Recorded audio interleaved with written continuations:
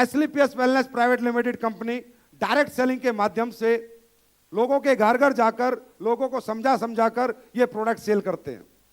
हम लोग लोगों को लाइफस्टाइल डिजीज से बचने के बारे में बताते हैं, हम लोग लोगों को सेहतमंद रहने के बारे में बताते हैं, लोगों को हम बीमार नहीं होने देते, इस तरह की एजुकेशन हम लोग देते हैं। तो सवाल ये है कि क्या आप लोगों ने ये सही प्लेटफॉर्म चुना? क्या आप लोगों को फिर कोई धोखा तो नहीं हुआ? क्या 19 साल से नेटवर्क मार्केटिंग में जो लोग काम कर रहे थे या जो कंपनियां काम कर रही थी, जहां लोग लूटे थे, धोखा खाया था, हिंदुस्तान की आम जनता लूटी थी, क्या यहां तो ऐसा महसूस नहीं कर रहे? आप लोग कर रहे हैं क्या? दोस्तों, यही था हमारा सपना, यही था हमारा सपना। डायरेक्ट सेलिंग इंडस्ट्री एक बड़ी खूबसूरत इंडस्ट्री है। इस इंडस्ट्री में एक अनपढ़ आदमी, एक पढ़ा लिखा आदमी, 10वीं पास, 5वीं पास, 8वीं पास, हाउसवाइफ, आम आदमी, बड़ा आदमी, गरीब आदमी, किसान, कोई भी अपने सपने पूरे कर सकता है। कोई भी आदमी इस इंडस्ट्री में अपनी जिंदगी बदल सकता है। जो वो अपनी आम जिंदगी से हासिल नहीं कर सकता, इस इंडस्ट्री में 5,000 रुपया, 9,000 रुपये लगाकर अच्छा प्रोडक्ट खरीदकर उसे यूज कर कर, उसे प्रमोट कर कर करोड़ों अरबों रुपए कमा सकता है। यह एक ऐसा रास्ता है। तो आप लोग जानना चाहेंगे, इसमें कुछ लोग नए आएंगे, ये आखिर एसलीपीएस है क्या? ये एसलीपीएस वेलनेस प्राइवेट लिमिटेड की स्थापना क्यों हुई, किस लिए हुई? क्या यह कंपनी भी किसी प्रतिस्पर्धा में है? क्या किसी कंपटीशन में है? क्या ये सिर्फ नोट बनाने के लिए आई? क्या पैसा बनाने के लिए आई या मुनाफा कमाने के लिए आई? आखिर ये आई क्यों? दोस्तों, एसलीपीएस वेलनेस प्राइवेट लिमिटेड कुछ भी नहीं है। ये उन लोगों के लिए जवाब है जो 19 साल से इस इंडस्ट्री को के माध्यम से एक आम जनता को और गरीब जनता को नोच नोच के खा रहे थे। उनके लिए सिर्फ जवाब है एसलीपीएस वेलनेस। आपने पहले बहुत सारे प्रोग्राम देखे होंगे, बहुत सी कंपनियों के सेमिनार देखे होंगे, बहुत लोग आपके पास आते होंगे, आपको समझाते होंगे, अंदर से आपके मन में फीलिंग आती है, नहीं भाई ये काम मत समझा, ये जोड़ने वाला काम, बनाने वाला काम, चेन सिस्टम, ये बिजनेस मुझे मत समझा, ये बिजनेस मुझे अच्छा नहीं लगता, ये बिजनेस अच्छे लोगों का नहीं है। यस और नो? ऐसी फीलिंग क्यों आती है? ऐसा समाज के साथ ऐसा क्या हुआ है? तो दोस्तों, समाज के साथ जो धोखा हुआ है, समाज के साथ इस बिजनेस की आड़ में 2 कोला इतने पैसे मिलेंगे, फरारी मिलेगी, बीएमडब्ल्यू मिलेगा, ये गाड़ी मिलेगी, इन बातों के जाल में उलझा के जो 19 साल से हिंदुस्तान में कंपनियां काम कर रही हैं, लोगों को वो चीजें बेच रही हैं जो बेचारों के काम की नहीं है, जो उनकी जरूरत की नहीं है, जो उनके घर में किसी काम नहीं आएंगी, सिर्फ एक लालच देके। तो दोस्तों, डायरेक्ट सेलिंग इंडस्ट्री ये एक ऐसा रास्ता किसी समझदार आदमी ने, किसी बहुत ही खूबसूरत दिमाग के आदमी ने एक आम जनता के लिए बनाया था। यह कोई बनाने का, जोड़ने का बिजनेस नहीं है, यह प्रोडक्ट को जल्दी से जल्दी लोगों के गांव-गांव तक, घर-घर पहुंचाने का एक बिजनेस है। पहले दुनिया में जो चीजें बेची जाती थी, उन्हें बेचने का एक ही तरीका था, एक आदमी फैक्ट्री खोलता था, फिर अपना शोरूम बनाता था, फिर वहां से माल बेचता था। यस और नो? यस और नो? तो उस तरीके को मुश्किल तरीका कहा गया है कि यार एक आदमी एक ही एरिया में माल बेच पा रहा है, पूरी दुनिया में उसका माल नहीं जा पा रहा। तो किसी दूसरे आदमी ने एक तरीका बनाया, franchisee concept. Franchisee concept, franchisee concept मतलब एक आदमी माल बनाए, अच्छे से अच्छा माल बनाए, जाके पूरे वर्ल्ड में लोगों से चर्चा करे, उन्हें कुछ कमीशन दे और लोग उसकी फ्रेंचाइजी लेके उसका माल बेचें। तो ये अच्छा रास्ता था बेचने का? यस और नो? फ्रेंचाइजी बेचने का अच्छा रास्ता है यस और नो? ज्यादा माल बिकता है? यस और नो? उसके बाद फ्रेंचाइजी ले कौन सकता है? जिसके पास पैसा हो, जिसके पास समय हो, जिसके पास जगह हो, और 1 या 2 फ्रेंचाइजी हम नागपुर में मारुति की या टाटा की दे सकते हैं, लेकिन क्या लाखों फ्रेंचाइजी जा सकती है? नहीं। फिर उस बंदे, एक समझदार आदमी के दिमाग में एक आइडिया आया कि यार अगर एक काम हो जाए कि आम जनता के माध्यम से प्रोडक्ट बिकने लग जाए और आम जनता को अपॉर्चुनिटी मिल जाए पैसे कमाने की, आम जनता भी अपने सपने पूरे कर सके, तो क्यों ना लोगों के नेटवर्क का इस्तेमाल करके चीजों को बेचा जाए। इसे कहते हैं डायरेक्ट सेलिंग। इससे क्या होगा? हर गांव में अनपढ़ आदमी, पढ़ा लिखा आदमी भी इस प्रोडक्ट को लेगा और घर घर जाके बेचेगा। हर बेरोजगार बच्चा भी बेचेगा। हर आदमी इस धंधे को करके बड़ा आदमी बन सकता है। लेकिन क्या बेचना है? प्रोडक्ट। क्या बोला था उसने? प्रोडक्ट बेचना है। लेकिन हिंदुस्तान में जब यह धंधा आया अमेरिका के माध्यम से, किसी कंपनी के माध्यम से, तो हिंदुस्तान में मेरे जैसे समझदार एमडी, मैनेजिंग डायरेक्टर का शौक रखने वाले लोग, लालची लोग, उनके दिमाग में एकदम खुराफात जाग गई कि यार ये तो बढ़िया काम है। 5,000 लगा के बंदे को इतना बोल दे तू करोड़ रुपए कमाएगा तो कोई भी 5,000 डाल देगा। 9,000 लगा के तू अरबों रुपए कमाएगा तो कोई भी डाल देगा। और हिंदुस्तान तो सबसे ज्यादा बेरोजगार देश है, पहली बात। दूसरी बात, हिंदुस्तान के अंदर अनएम्प्लॉयमेंट लोग हैं और इमोशनल लोग हैं। हमारे यहाँ के भोली भाली जनता है। हमारे यहाँ मामा भांजे का, चाचा भतीजे का रिश्ता चलता है। यस और नो? हमारे यहाँ लोगों के चेहरे बिकते हैं, प्रोडक्ट नहीं बिकते। यस और नो? फेस वैल्यू बिकती है। तो इसका फायदा उठा के उन कंपनियों ने इस तरह की डायरेक्ट सेलिंग की 2 नंबर की दुकानें खोल ली।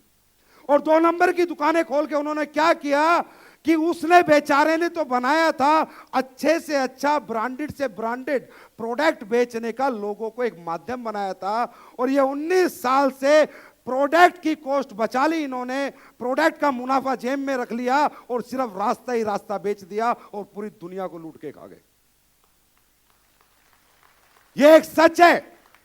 सूट लें, साड़ी, चश्मे, पेंडेंट, ब्रेसलेट, ये पता नहीं क्या क्या चीजें इस इंडस्ट्री के माध्यम से बेची गई। इससे क्या हुआ? समाज लूट गया। अब जब समाज लूट गया तो समाज के अंदर एक फीलिंग आ गई कि ये काम गलत है। यस और नो? एक गांव में हमने 100 लोगों को प्रोडक्ट बेचा, 95 लोग बेचारे यूजर बने, उन्होंने आगे प्रमोट नहीं करा, प्रोडक्ट किसी काम का नहीं आया, तो गांव का एक बड़ा तबका इस बिजनेस के खिलाफ हो गया। यस और नो? क्या मैं सही कह रहा हूं? ऐसा ही हुआ। क्यों? क्योंकि जो ये बना था, जिस काम के लिए बना था, जिस सोच के साथ बना था कि अच्छे प्रोडक्ट को बेचने का एक अच्छा तरीका, लोगों ने सिर्फ तरीका बेचा, प्रोडक्ट का सारा पैसा बचा लिया। यह हुआ है हमारे इंडिया में पिछले 19 साल से। तो इन कंपनियों के बारे में मैं हमेशा बात करता हूं। इस तरह की कंपनियों में बड़े मोटिवेशन होते हैं, बड़ी मीठी मीठी बातें होती हैं, बड़ी लॉलीपॉप बातें होती हैं और लोगों को बड़ा अट्रैक्ट किया जाता है। यहां तक कहा जाता है तेरा क्या जाएगा, 8,000 लगा दे, अगर चले भी गए तो क्या बिगड़ गया। यस और नो? सही है। तो इन कंपनियों को मैं हमेशा बोलता हूं, ये वो चीजें बेचती हैं, अरे मुझे काहे के सूट की जरूरत है, काहे की साड़ी की जरूरत है, किस चश्मे की जरूरत है, क्या पेंडेंट की जरूरत है, मैं गरीब आदमी, मुझे पहले रोटी की जरूरत है। है ना? तो इन कंपनियों के बारे में, क्योंकि मैं जब तक आपको समझा नहीं सकता कि एसलीपीएस क्या है, जब तक आप इस बात को ना समझ जाएं, जब तक मैं अपना विजन, अपना मिशन आपको हम कुछ नहीं बता सकते। इन कंपनियों में इतना मोटिवेशन होता है, इतना दिखावा होता है, इतना आडंबर होता है। और इन कंपनियों में एक बात आती है हमेशा, एक बात ये लोग करते हैं, भाई आप सेलिंग का बिजनेस कर रहे हो, आप बेचने का काम कर रहे हो। हाँ सर, तो बेचने वाला तो गंजे को कंगा बेच देता है, तो क्या तुम लोग ये प्रोडक्ट नहीं बेच सकते? इस तरह की बातें लोगों से करते हैं। मैं आप लोगों से पूछता हूं, महाराष्ट्र के लोगों से, हिंदुस्तान में गंजे ज्यादा हैं या बाल वाले ज्यादा हैं? गंजे ज्यादा हैं, बाल वाले ज्यादा हैं? तो गंजे को कंगा आसानी से बिकेगा या बाल वाले को? पक्की बात है। यस और नो? तो ये जो समाज कहता है मैं लुट गया, मैं धोखा हो गया जी, मैं कैसे करूं, मैं इस कंपनी में नहीं आऊंगा, ये वो इसलिए कहता है क्योंकि वो कभी ना कभी कोई उन्हें गंजा समझ के कंगा बेच के चला गया। अंडरस्टैंड? तो गंजे को कंगा बेचने वाला, जब आपने किसी गंजे को मोटिवेट किया कि भाई तू कंगा ले ले, तेरे बाल आ जाएंगे, बाल आ जाएंगे, उसने आपके मोटिवेशन में कंगा ले लिया। जैसे ही आप घर से निकले, उसने कंगा मारा तो देखा साला इधर तो बाल ही नहीं है, तो क्या बोलता है? धोखा हो गया। हाँ या ना? क्या बोलता है मेरे साथ? धोखा हो गया। तो दोस्तों मैं हमेशा एक ही बात कहता हूं कि गंजे को कंगा बेचने वाला हमेशा सेल्समैन रहता है और बाल वाले को कंगा बेचने वाला हमेशा बिजनेसमैन कहलाता है। सही है? अब हम लोग क्या बेच रहे हैं? क्या हम भी ऐसे ही काम कर रहे हैं? अगर हम ऐसा काम कर रहे हैं तो आपको हमारे साथ काम नहीं करना चाहिए। अगर हम भी लोगों के साथ लूट रहे हैं, लोगों के साथ विश्वासघात कर रहे हैं, लोगों को फंसा रहे हैं, तो मैं गारंटी देता हूं आज के आज, अभी के अभी हमें यह धंधा छोड़ना चाहिए। क्योंकि लोगों का पैसा बहुत मेहनत का है। कोई कहां से मेहनत करके पैसा ला रहा है, कोई कैसे मेहनत करके पैसा ला रहा है। जो कमा के लाता है उससे पूछो कि 8,000, 5,000, 9,000 कमाने में कितना पसीना उसका लगता है। यस और नो? सही है गलत है? तो दोस्तों हम क्या कर रहे हैं, हम लोग बीमार लोगों को ठीक करने का, हिंदुस्तान की परंपरा आयुर्वेद के माध्यम से लोगों को ठीक करने का काम कर रहे हैं। हमारा हर प्रोडक्ट किसी ना किसी बीमारी में काम करता है। हम लोगों ने भी रास्ता चुना है पैसा कमाने का। I am here for making money, इसमें कोई शक नहीं है कि मैं यहां पर अगर आज खड़ा हूं तो पैसे के लिए खड़ा हूं। मैं भी पैसा कमाना चाहता हूं, लेकिन पैसा कमाने के बाद इंसान को अच्छा काम करके या बुरा काम करके अगर इंसान पैसा कमाता है तो किसी ने सुना होगा कि सोने के बेड पे नींद नहीं आती अगर 2 नंबर का हो तो, है ना?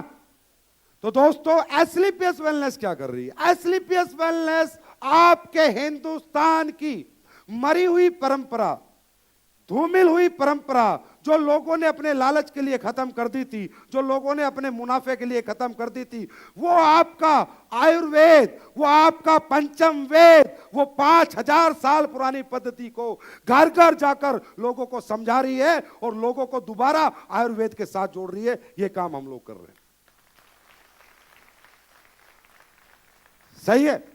लोगों को जहर बेचकर आज पैसा कमा रहे हैं। कमा रहे नहीं कमा रहे? ड्रग्स बेच रहे हैं, दारू बेच रहे हैं, सिगरेट बेच रहे हैं, गुटखा बेच रहे हैं, मिलावटी मावा, मिलावटी पनीर, मिलावटी दूध, मिलावटी मसाले।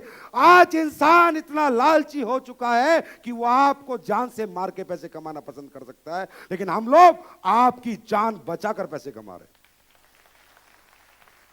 ये फर्क है, ये बाहर की दुनिया में और हमारी दुनिया में। हम लोगों के घर जाते हैं, वो गरीब आदमी है, नहीं ले सकता हमारा प्रोडक्ट, नहीं ले सकता हमारा 289 का तेल, कोई फर्क नहीं पड़ता। हम उसे कहते भाई तू तेल नहीं ले सकता, नहीं सर पैसा नहीं है, नहीं सर तेरे घर में पानी तो है, हाँ सर है। तो एक काम कर, आज के बाद सुबह उठकर 1 लीटर गर्म पानी पी लेना, 128 बीमारी नहीं लगेंगी, उसके पैसे नहीं लगेंगे। ये हम समझाते हैं। ये हम समझाते हैं कि भाई तू खाना खाने के 1.5 घंटे बाद पानी पीना, तेरा खाना पच जाएगा। ये हम समझाते हैं। ये हम समझाते हैं भाई तू पेप्सी मत पी, बर्गर मत खा, पिज्जा मत खा, आइसक्रीम मत खा, इन सब में केमिकल्स हैं, ये सब सेहत के लिए खतरनाक है। ये बात हम लोगों को समझाते हैं। ये बात लोगों के, केक मत खा, ये चीजें फास्ट फूड से परहेज कर, क्योंकि ये मैन मेड फूड है। ये इंसान ने अपने लालच के लिए बनाया है, सिर्फ अपने मुनाफे के लिए बनाया है। ये चॉकलेट, चाय, बिस्किट, ये भगवान ने नहीं बनाया। क्या बनाया है? हम लोगों को समझाते हैं कि तुम मैन मेड फूड से पीछे हट, गॉड मेड फूड के साथ जुड़। गॉड मेड फूड मींस भगवान ने इंसान के लिए क्या बनाया? सब्जी, फल, फ्रूट, दाल, चावल इत्यादि इत्यादि। यस और नो? हम दोबारा लोगों को उससे जोड़ने की कोशिश कर रहे हैं कि तू भगवान की बनाई हुई चीजें खा, इंसान की बनाई हुई चीजें मत खा। यहां सब जगह मुनाफा और लालच छुपा हुआ है। एस्क्लेपियस वेलनेस प्राइवेट लिमिटेड सिर्फ आज एक धंधा नहीं है, एक बिजनेस नहीं है, यह एक मिशन बन चुका है। हम कह रहे हैं अंग्रेजी खाने को बाहर भगाओ, अंग्रेजी दवाइयों को बाहर भगाओ, देसी खाना खाओ और आयुर्वेद अपनाओ।